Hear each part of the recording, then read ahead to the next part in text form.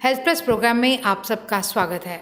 आज हम आपको लेकर चल रहे हैं brain care neuro psychiatric clinic and de addiction centre, plot number 3031 Harichand plaza, Jaspal colony, near flyover, Bhawanigarh road, Nabha, Patiala. हमारी टीम ने डॉक्टर राजू सरोज जी से बातचीत की, जो कि MBBS हैं, MD साइकेट्री, PGI चंडीगढ़ से, ex medical officer, civil hospital Nabha. हमारी टीम ने डॉक्टर राजू से बातचीत की, जिन्होंने हमें इस सेंटर के बारे में बताया और बताया कि किस तरह से न्यूरो की प्रॉब्लम्स और डी एडिक्शन के बारे में भी उन्होंने हमें विस्तृत जानकारी दी।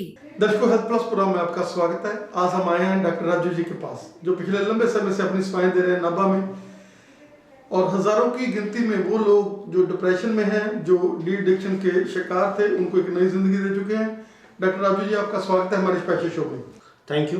डॉक्टर राजू जी, जिस तरीके से कोरोना का एपिडेमिक है और लोग डरे डरे महसूस कर रहे हैं, एक मिड डिप्रेशन की स्टेज है उनकी, मतलब पूरा डिप्रेशन भी नहीं हम बोलेंगे, लेकिन डर है जो वो एक डिप्रेशन का रूप धीरे धीरे धार रहा है।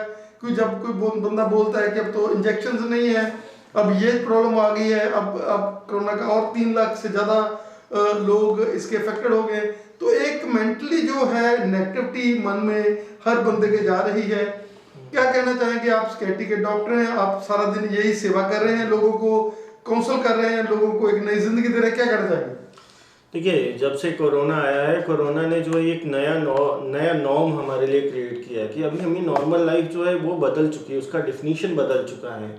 अभी हमें मास्क पहन के रहना पड़ता है, लोगों से दूर रहना पड़ता है, लोगों से ज़्यादा मिल नहीं सकते। इसकी वजह से बहुत ज़्यादा स्ट्रेस हो रहा है, बहुत ही ज़्यादा स्ट्रेसफुल लाइफ हो गई है। लोगों के जॉब लॉसेस हो रहे हैं, बिजनेस लॉसेस हो रहे हैं, ठीक है, फाइनेंशियल क्राइसिस हो रही है। तो ये बहुत सारी चीज़ें हैं जो बहुत ज़्यादा स्ट्रेस पैदा कर रही हैं। ये सारी चीज़ें वल्नरेबिलिटी बढ़ाती हैं कि जो है कि वो डिप्रेशन में ज़्यादा चांसेस है कि वो बंदे जो है डिप्रेशन में चले जाएंगे। जो भी इंसान है वो डिप्रेशन में जाने का चांसेस बढ़ जाता है उसका। फिलहाल अब इससे जो है अगर बचने की बात की जाए तो बचने के लिए जो सबसे अच्छी चीज़ है वही है कि वो कोपिंग स्ट्रेटजी का हम इस्तेमाल करते हैं। तो कोपिंग स्ट्रेटजी से पहले हम ये बात करेंगे अगर डिप्रेशन के लक्षण क्या है।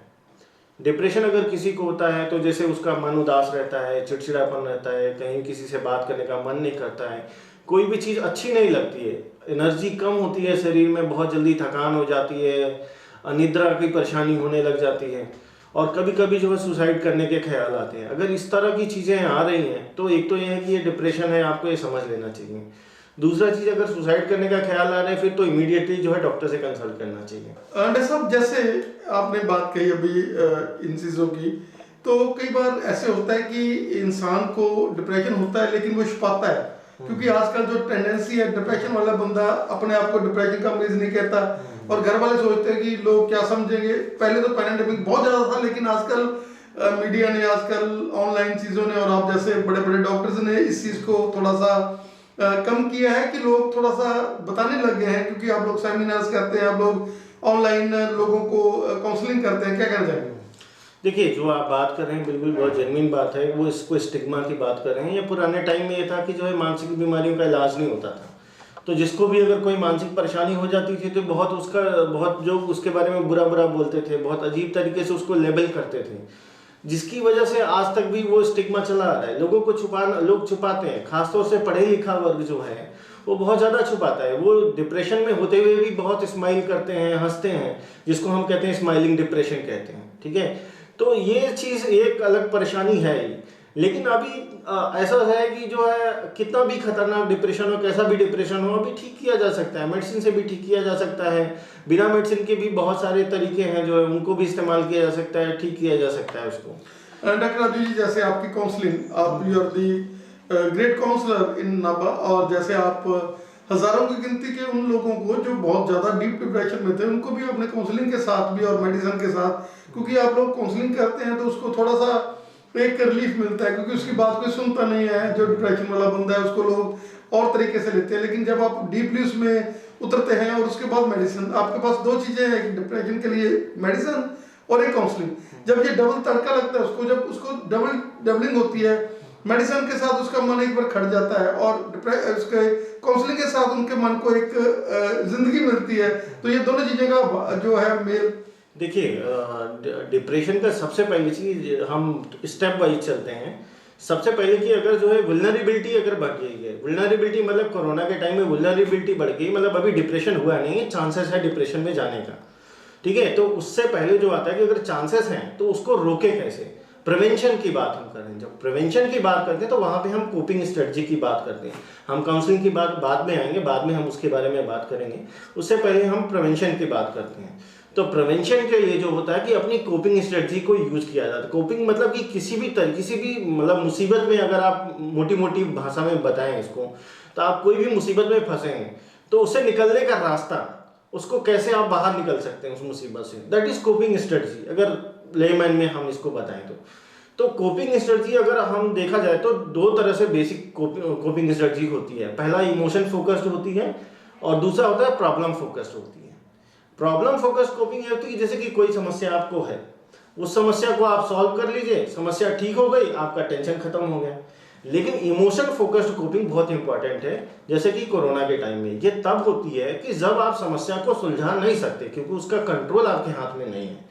जैसे कि अब कोरोना का पेंडेमिक है, ये किसी के हाथ में नहीं, ये तो है, ये है, ठीक है, तो ये मानना पड़ेगा हमको। तो इस सिचुएशन में हम 5 तरीके से जो है कोपिंग करते हैं। तो पहला चीज कि अगर मान लीजिए कि आपको बहुत ज़्यादा टेंशन हो रही है तो उसको कॉग्निटिव डिस्ट्रैक्शन टेक्निक हम बताते हैं। कि कॉग्निटिव डिस्ट्रैक्शन टेक्निक ये है कि अपने दिमाग को आप डिस्ट्रैक्ट करके रखिए। जैसे किसी चीज़ से टेंशन है, मान लीजिए कि किसी को बिजनेस लॉस हो गया, अब दिन भर वो उसी के बारे में सोच रहा है, दिन भर उसके बारे में सोचेगा तो चांसेस है कि डिप्रेशन में वो पक्का चला जाएगा। लेकिन जरा सोचिए कि वो जैसे ही उसको अपने बिजनेस लॉस के बारे में आता है तो वो अपने अच्छे टाइम के बारे में एक्टिवली अपने दिमाग में अच्छे टाइम के बारे में सोचने लग जाता है। कहीं घूमने गया था, कहीं पार्टी किया था, उसके बारे में सोचने लग गया तो उसका मैक्सिमम टाइम जो है, ज़्यादा से ज़्यादा टाइम जो है अच्छा विचार लाने में गुजरेगा। तो उससे जो है चांसेस ऑफ डिप्रेशन में होने का जो है बहुत कम हो जाता है कि ठीक है। दूसरा जो होता है कि कम्युनिकेशन की हम बात करते हैं। जो कम्युनिकेशन है कि लोगों से बातचीत करना, लोगों से मेल मिलाव रखना।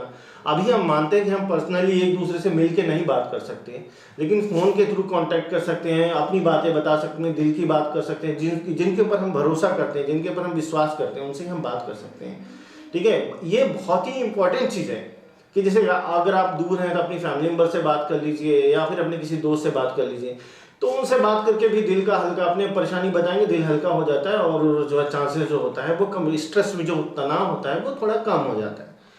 तीसरा चीज़ ये है कि अगर जो है कि अवॉइडेंस की बात हम करते हैं, ठीक है, कि अवॉइडेंस जो है तब करना कि जैसे कि अब कोई भी चीज़ ठीक हो ही नहीं सकता, जो चीज़ आपके कंट्रोल में नहीं है और वो ठीक हो ही नहीं सकता। कोरोना पैंडेमिक है, बिजनेस लॉस हो गया, अब उसे आप ठीक नहीं कर सकते, तो उसके बारे में सोचना ही नहीं है, ठीक है। किसी और चीज़ के बारे में सोचना है, कोई और काम में अपना करना है, उसको ये मान लेना है कि अभी ये तो नहीं ठीक होने वाला है, तो इसको अवॉइड करिए। अवॉइड करते रहेंगे तो जो चांसेस ऑफ डिप्रेशन हो जाएगा वो कम हो जाएगा। चौथा चीज़ है जो है वो है एक्सेप्टेंस की बात है। सबसे इंपॉर्टेंट चीज़ है, सबसे बड़ी बात ये है कि आप चीज़ को एक्सेप्ट करिए। अब कोरोना है तो आपको एक्सेप्ट कर लीजिए कि हाँ भाई कोरोना है, उसमें ऐसा होगा, लोगों का बिजनेस लॉस हो रहा है, हमारा भी होगा, लोगों का परिवार परेशान हो रहा है, फाइनेंशियल क्राइसिस में जा रहा है, हमारा भी होगा, सबका होगा, ठीक है। तो आप इस चीज़ को एक्सेप्ट कर लीजिए तो आपको इसके साथ जीने में थोड़ा आसानी होगी, ठीक है। तो ये इस तरह से हम कोपिंग कर सकते हैं। पांचवी सबसे इंपॉर्टेंट चीज़ है वो है स्पिरिचुअलिटी, जो सभी लोग हम करते हैं कि जो है जब कुछ भी नहीं बचता है तो हम भगवान के पास जाते हैं, तो वो भी करना चाहिए। भगवान के पास जाइए, मंदिर में जाइए, मस्जिद में जाइए, गुरुद्वारे में जाइए और आप अपने आप को, ठीक है, वहाँ पे आप कन्फेस करिए, ठीक है, वहाँ पे आपको जाके हल्का मिलेगा आपको, ठीक है, अपनी परेशानी को थोड़ा कम मिलेगा, कम महसूस होगा। तो एक ये तरीका है। तो हम कोपिंग की बात अब पे आ गए। अब अगर किसी को मान लीजिए इतना सारा कुछ करने के बाद भी डिप्रेशन हो गया, अब डिप्रेशन हो गया फिर तो इलाज का ज़रूरत है।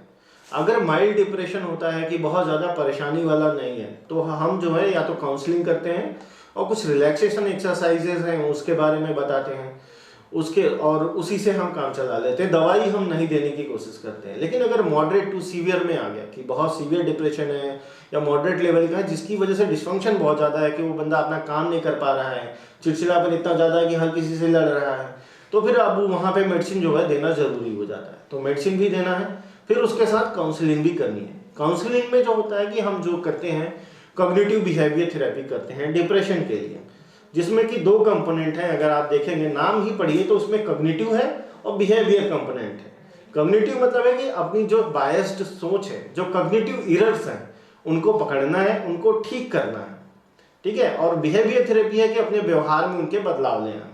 जैसे कि वो काम नहीं कर रहे थे, अकेले बैठे रहते थे, तो अभी उनको बोलना कि नहीं भाई एक्टिवली आप काम वाम करिए, ठीक है, और सारा कुछ करिए, ठीक है। उसके बाद जो है इसके साथ साथ रिलैक्सेशन एक्सरसाइजेस के बारे में बताते हैं, जैसे Jacobson progressive muscle relaxation exercise होती है, डीप ब्रीदिंग एक्सरसाइज होती है, इनको सिखाते हैं। और नहीं हो सके, अगर ये नहीं योगा कर सकते हैं तो योगा के बारे में सिखाते हैं। इन सब का भी बहुत ज़्यादा इम्पैक्ट पड़ता है, जिससे जो है डिप्रेशन से बाहर निकलने में बड़ी आसानी मिलती है। सर अब हम बात करें डी एडिक्शन की, जो कि पंजाब में आज नशाओं का जो है दौर चल रहा है, और बच्चे जो है पहले अपनी खुशी के साथ, अपनी हैबिट के साथ कि हम लोगों ने साथ दोस्तों के साथ दारू पीना है, धीरे धीरे वो अडिक्ट हो जाते हैं, और बहुत विकराल रूप जो पंजाब में धारण हुआ है, नशे हैं जो है बहुत ही आसानी से मिल रहे हैं लोगों को। क्या कहना चाहेंगे कि डी एडिक्शन जो सेंटर जैसे आप चला रहे हैं, राजू जी सेवा कर रहे हैं, क्या कहना चाहेंगे? देखिए क्या है कि सबसे पहले चीज ड्रग एडिक्शन को अगर आपको समझना है तो हमें सोशियोलॉजी को बहुत अच्छे से समझना पड़ेगा। हम गवर्नमेंट को दोष नहीं दे सकते, हम लोगों को दोष नहीं दे सकते, हमें अपनी सोसाइटी को दोष देना पड़ेगा, सोसाइटी को समझना पड़ेगा। सोसाइटी में क्या होता है, सबसे जो बड़ी चीज़ है वो लेबलिंग की है।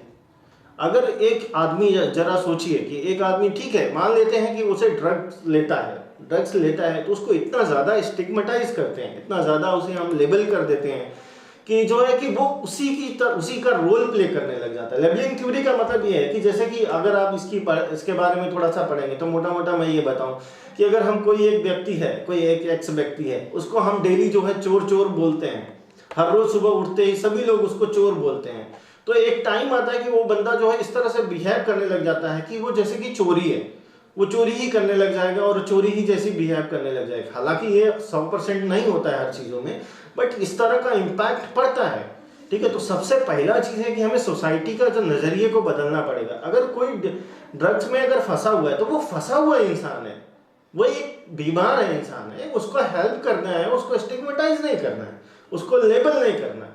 तो सबसे पहले हमें सोसाइटी के नज़रिए को बदलना पड़ेगा, हमें लेबलिंग करना बंद करना पड़ेगा। आप जरा सोचिए, अभी हम कुछ समय पहले बात कर रहे थे कि एक बंदा होता है कि ट्रामाडोल ले रहा है, ठीक है, वो मेडिकली प्रिस्क्राइब्ड है, वो भी 300 मिलीग्राम ले रहा है, बट एक बंदा है जो मेडिकली नॉन प्रिस्क्राइब्ड है। तो जो नॉन प्रिस्क्राइब्ड है उसको हम अमली बोलते रहते हैं, वो बेचारा खुद को यही समझने लग जाता है कि मैं अमली हूँ। तो वो फिर जब अमली लोग बोल ही रहे हैं उसको, तो वो उसी तरह से बिहेव भी करने लग जाता है। जबकि उधर मेडिकली प्रिस्क्राइब वाला बंदा वो भी 300 मिलीग्राम दे रहा है, बट वो इज्जत की लाइफ जी रहा है, अच्छे से जी रहा है, सब कुछ कर रहा है, और सोसाइटी में एक रिस्पेक्टेबल लाइफ जी रहा है, उसको जॉब भी मिलेगा, उसको रिस्पेक्ट भी मिलेगा, लोग उसको घर में बैठाएंगे भी। बट यही एक दूसरा बंदा जो 300 मिलीग्राम ले रहा है, लेकिन उसको लोग बहुत ज़्यादा जो है लेबल करेंगे, बहुत उसके साथ डिस्क्रिमिनेट करेंगे, उसको बहुत रिस्पेक्ट नहीं देंगे। तो देखिए, है तो दोनों एक ही सब्सटेंस, दोनों एक ही चीज़ ले रहे हैं, बट यहाँ पे नज़रिया बदल जाता है सोसाइटी का। तो ये सोसाइटी का नज़रिया जो है, ये सबसे बड़ा रोल है जो मुझे लगता है कि पंजाब के एडिक्शन के जो सबसे बड़ा प्रॉब्लम है। लोगों को बाहर निकलना पड़ेगा, लोगों को बताना पड़ेगा, भाई देखिए ये प्रॉब्लम है, इसको छोड़ा जा सकता है, आप अगर इसको छोड़ना चाहते हो आगे आओ, डॉक्टर से मिलो या फिर काउंसलर से मिलो, आप इसको आसानी से छोड़ सकते हैं। बहुत सारे नशा जो करते हैं, जो छोटे छोटे नशे हैं, ठीक है, बुक्की के नशे हैं या फिर इन सब के जो छोटे छोटे नशे, वो तो घर पे ही छोड़े जा सकते हैं, उसके लिए ज़्यादा कुछ करने का ज़रूरत ही नहीं है। बट प्रॉब्लम यही है कि लोग सोसाइटी में इस तरह से बिहेव करते हैं, लेबलिंग इतना ज़्यादा है कि या तो लोग उसको छुपाते हैं, और या फिर अगर लोग पता भी चल गया तो लोग जाने हेल्प लेने की ज़रूरत ही नहीं समझते, उन्हें ये लगता है कि मैं तो ऐसा ही हूँ। तो सबसे ज़्यादा मुझे लगता है जो ज़रूरत है, अगर ग्रास रूट लेवल पे अगर करना है किसी चीज़ पे, तो सोसाइटी को नज़रिए को बदलना पड़ेगा। ट्रीटमेंट तो डॉक्टर दे देगा, गवर्नमेंट सारी हेल्प कर देगी, लेकिन सोसाइटी को बदलना हमारा और आपका काम है। उसको हम बदलेंगे तो ये सारा कुछ धीरे धीरे करके अपने आप ठीक हो जाएगा। डॉक्टर साहब, अगर हम बात करें उन लोगों की जो इस चीज़ में ग्रस्त होते हैं, वो जैसे अमली की आप बात कर रहे हैं या नशे वाले की बात कर रहे हैं, वो लोग दिल के बहुत अच्छे होते हैं, और उनके साथ जो प्यार से बात करता है, जो उनकी बात सुनता है, उसके लिए वो बहुत ज़्यादा, मतलब उसके डबल रिएक्शन उनका रहता है। क्या कहना चाहेंगे? देखिए क्या है कि वो जो लोग होते हैं वो सोशली मार्जिनलाइज्ड होते हैं। मतलब ये है कि आप समझ रहे हैं कि हर जगह से सोशल प्रेशर पड़ता है, लोग उन्हें सम्मान नहीं देते, लोग अपने साथ रखना नहीं चाहते। जो नॉर्मल स्ट्रीमलाइन जो पॉपुलेशन है, जो स्ट्रीम है जो चल रही है, उसमें उनको घुसने नहीं दिया जाता है, ठीक है। जब वो सोशली मार्जिनलाइज्ड हो जाते हैं तो उनके अंदर बहुत ही ज़्यादा गुस्सा होता है कई बार, और बहुत इसीलिए वो बहुत ज़्यादा गुस्सा होता है, बहुत एंगर होता है उनके अंदर, इस तरह से वो शो करते हैं, ठीक है। और दूसरा चीज़ ये है कि ऐसा नहीं होता कि जब वो लोग बचपन से पैदा हुए तो उन्होंने वही लाइफ चुनना था, वही लाइफ उनको जीना था, वही लाइफ वो सोच करके उन्होंने किया था। ये होता है कि लोग फंस जाते हैं, इसमें फंस जाते हैं, लेकिन लोगों का हेल्प नहीं मिलता और सोसाइटी का थोड़ा रोल होता है, जिस वजह से वो बाहर निकलने में उनको मुश्किल होती है। बट मुझे लगता है कि आने वाले समय में सब ठीक हो जाएगा, धीरे धीरे चीज़ें बदल रही हैं, वो लोग भी सब ठीक हो जाएंगे, सभी लोग आगे आएंगे और अपना इलाज करा करके ठीक हो जाएंगे।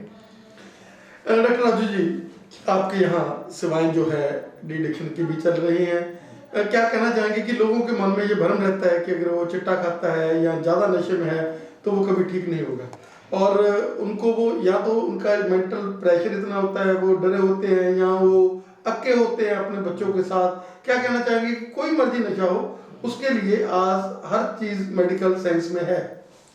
बिल्कुल, कोई भी नशा हो, सबसे बड़ी चीज़ आपने बहुत अच्छा सवाल पूछा ये कि लोगों के अंदर एक तरह की एक सोच है, जो मैंने बहुत सारे मरीजों से सुना है कि अगर वो अचानक से नशा छोड़ देंगे तो या तो उनको पैरालिसिस हो जाएगा या उनको जो है कोई जानलेवा चीज़ हो जाएगा। लेकिन मैं ये दावे के साथ कहता हूँ कि कभी भी ओपियोइड के विड्रॉल में किसी का डेथ नहीं होता है या किसी को कोई पैरालिसिस नहीं होता है। हाँ कि विड्रॉल बहुत थोड़ा डिफिकल्ट होता है, क्योंकि उसमें जो है बहुत ज़्यादा शरीर में पेन होता है, आँख नाक से पानी बहता है, डायरिया होता है, जो प्रॉब्लम्स आता है, लेकिन किसी का जान नहीं जाता है। दूसरा चीज़, इस विड्रॉल को जो है आराम से दवाइयों से कंट्रोल किया जाए, बिना नशे वाली दवाइयों से कंट्रोल किया जा सकता है। और ये विड्रॉल 10 से 15 दिन का होता है, तो दवाई भी 10 से 15 दिन ही चलता है, उससे ज़्यादा नहीं चलता है दवाई। उसके बाद दवाई भी बंद हो जाता है, आराम से इंसान फ्री है। उसके बाद वो चाहे तो अपनी नॉर्मल लाइफ फिर जी सकता है और बहुत आसानी से छोड़ा जा सकता है, इसमें कोई डिफिकल्ट वाली बात है। और अगर नहीं छोड़ सकते हैं तो फिर सरकार जो है बुप्रेनोफ्रिन सप्लाई करती है, जिसको हम कहते हैं जीभ के नीचे रखने वाली दवाई जो कहते हैं, जिसमें बुप्रेनोफ्रिन और नैलेक्सोन का कॉम्बिनेशन होता है। वो दवाई लेकर के भी इंसान अपना आगे बढ़ सकता है। अगर बिल्कुल भी तोड़ नहीं चाहते हैं, वो चाहते हैं कि बिल्कुल तोड़ ना लगे और मैं इसके साथ ही जीना चाहता हूँ, वो दवाई सबसे बेस्ट दवाई है।